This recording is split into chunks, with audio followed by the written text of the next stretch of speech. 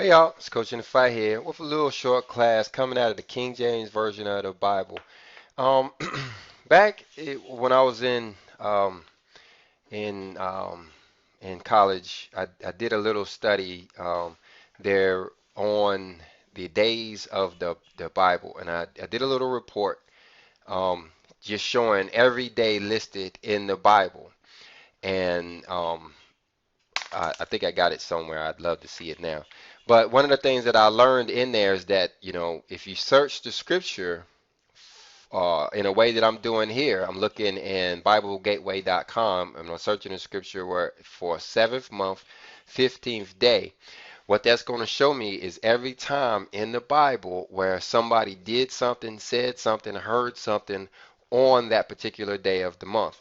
Now, if you know anything about the sacred calendar, you know that it is cyclical, meaning things happen on the same day. That's why there's so many people watching this day. This is a rapture watch date. This is a change watch date. This is a huge watch date.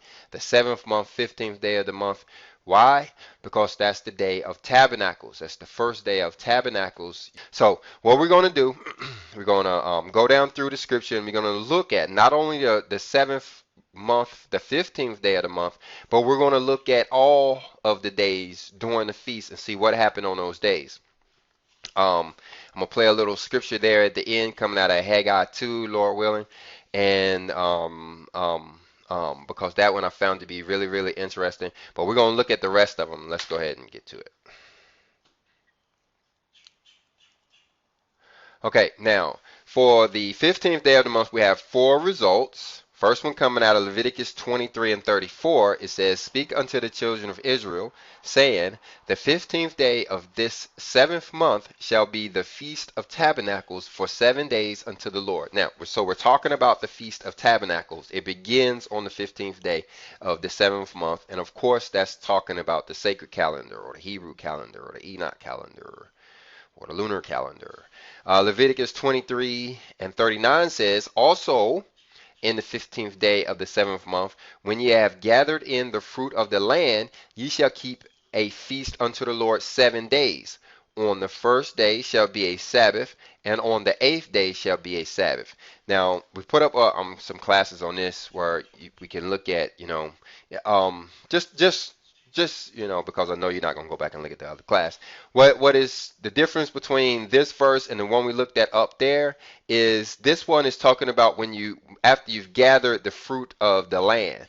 Not everybody has gathered the fruit of the land. Somebody just realized yesterday that, the Lord is, exists or is real or, is scriptural or what. And some people, learning every day. But there's other people who has actually gathered some of this fruit, and so they'll be doing additional stuff, you can imagine.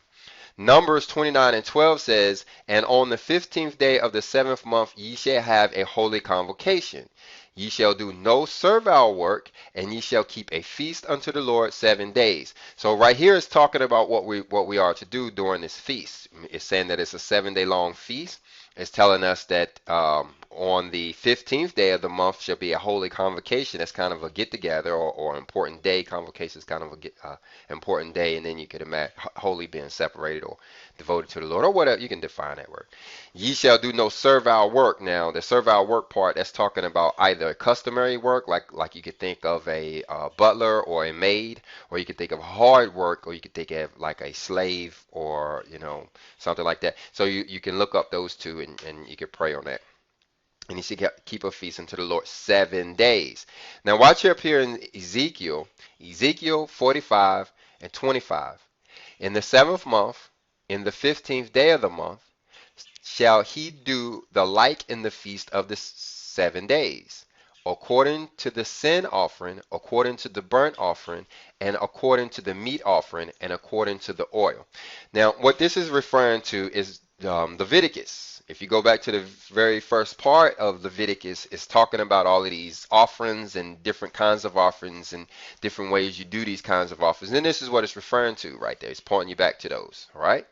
For the 16th, there are 0 hits. Nothing happened in the scripture in the King James Version. Now, you do have other books that you could look in, like Maccabees, and it gives a lot of dates, and Jasher and Jubilees give dates too. So you would have to look at them to be an exhaustive search. This is just the King James Version, but there's nothing occurring on the 16th day of the month.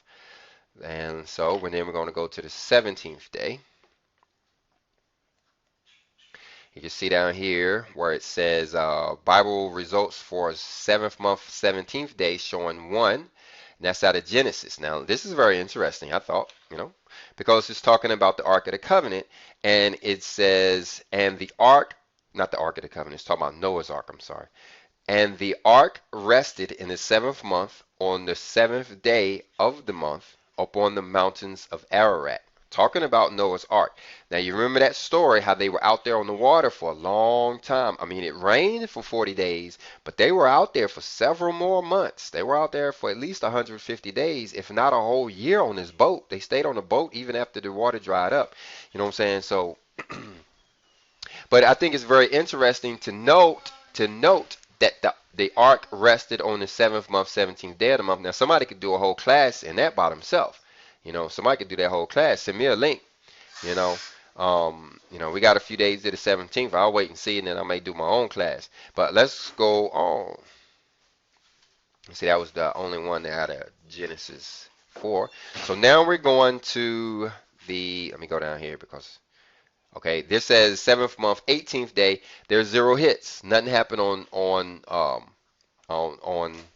the 18th day. Now, this is why it's good to know the Enoch calendar. We call it the Enoch calendar because not that Enoch wrote the calendar, created the calendar. It's just that the angels explained to Enoch how the calendar works, and Enoch wrote it down. And so, and I would argue, until somebody can show me different, that is the only place where you will find the sacred calendar is in the book of Enoch. But let's go on. We're up here at 2 Kings 25 and 8.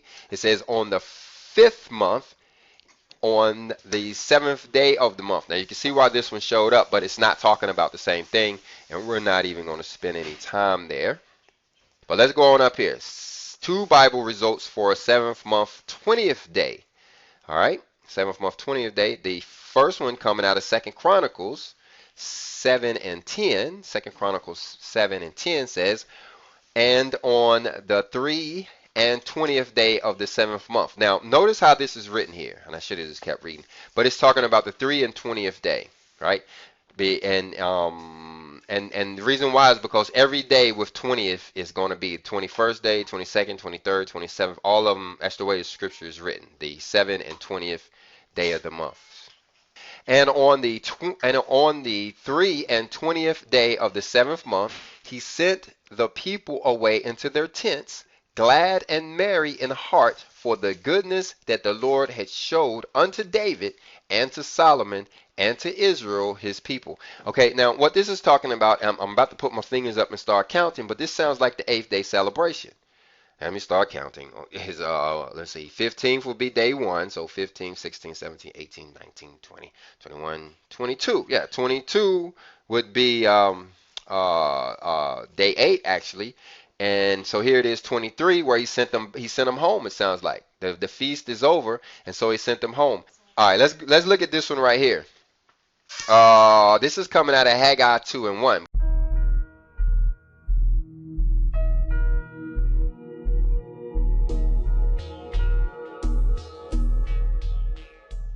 All right, so, but now how we're going to do this one, Haggai 2 and 1, is we're going to listen to the whole chapter. I'm going to put it up here, show you the text, and I'm going to let you read, and let you listen to it, and you can read along. But now, what I want you particularly to look at or listen to in here in Haggai 2 is, first of all, these prophecy is coming during the Feast of Tabernacles, which I find to be very important. So on the last day of Tabernacles or something like that, another. And it's talking about the second temple. It's telling the people there, those of you who saw the first temple, they wanted to see the second temple. Don't you see it? It ain't nothing in comparison to the other temple. But it's telling them, go ahead and trust in me and work, and everything will work out. And then so that's the second temple it's talking about here. It refers to the covenant. and how the covenant still exists. Remember, they broke the covenant as soon as Moses, died. But he's telling them here in Haggai how it still exists. So I thought that was a cool reference back to that. But something else in here is talking about shaking the earth. This is tabernacles, and the Father's talking about shaking the earth. Now, if you paid attention to our channel, we teach the Third Testament. We teach a lot of stuff about eschatology and stuff, and there's some shaking that's coming. There's a lot of people out here, Rapture watching. You need to be earth shaking watching too, because that may come before the actual main event or whatever. But we're gonna go ahead and play it. We're not gonna try to expound on each one of these verses like we usually do. We're just gonna go ahead and play it, and then we'll open up some discussion down there in the comments about what we hear in Haggai 2. Haggai 2. All right, y'all, let's get on with it. Chapter 2. In the 7th month, in the 21st day of the month, came the word of the Lord by the prophet Haggai, saying, Speak now to Zerubbabel, the son of Shealtiel, governor of Judah, and to Joshua, the son of Josedech, the high priest, and to the residue of the people, saying, Who is left among you that saw this house in her first glory? And how do ye see it now? Is it not in your eyes in comparison of it as nothing? Yet now be strong, O Zerubbabel, saith the Lord. And be strong, O Joshua, son of Josedech, the high priest. And be strong, all ye people of the land, saith the Lord. And work, for I am with you, saith the Lord of hosts.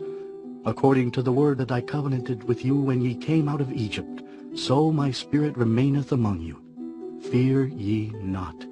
For thus saith the Lord of hosts, Yet once it is a little while, and I will shake the heavens and the earth and the sea and the dry land, and I will shake all nations, and the desire of all nations shall come, and I will fill this house with glory, saith the Lord of hosts.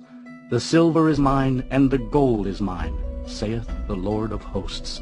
The glory of this latter house shall be greater than of the former, saith the Lord of hosts. And in this place will I give peace, saith the Lord of hosts. Now, look at all this shaking he's talking about going on. He says he's going to shake the heavens, the earth, the sea, the dry land. And then down here, he says he's going to shake the nations, and the desire of all the nations shall come, and I will fill the house with the glory, saith the Lord. This is talking about tabernacles, guys. I'm sorry I didn't see this, sooner or whatever, but, that's the way the Lord works. He shows us stuff when he sees fit. Okay, so let's go ahead and wrap this up. We have tabernacles. It is a mandatory feast. And I have some classes, up on my channel that we've done on tabernacles, and we're posting them, as fast as we can get them up. New stuff as we're learning in the scripture, over in Hermes Academies is what we teach is the scripture. So, as we dig this stuff out and find it, we're posting new stuff. So go ahead and subscribe to our channel, so we can make sure that we're doing everything we're supposed to be doing during tabernacles. I'm in memory space here. Like I said, we have classes, but we're supposed to be doing stuff like reading the Torah or reading the book of Deuteronomy, reading the law there you read in one of the classes or heard in one of the classes. We're supposed to be sleeping in tents. We're supposed to be. It's a lot of stuff that we cover in these classes. So go ahead and check out the classes that we're giving on tabernacles, and subscribe to the channel so you can get the new ones that we're posting up. Love you guys. Hermes Academy. Power, patience, continence, and faith. We teach virtue.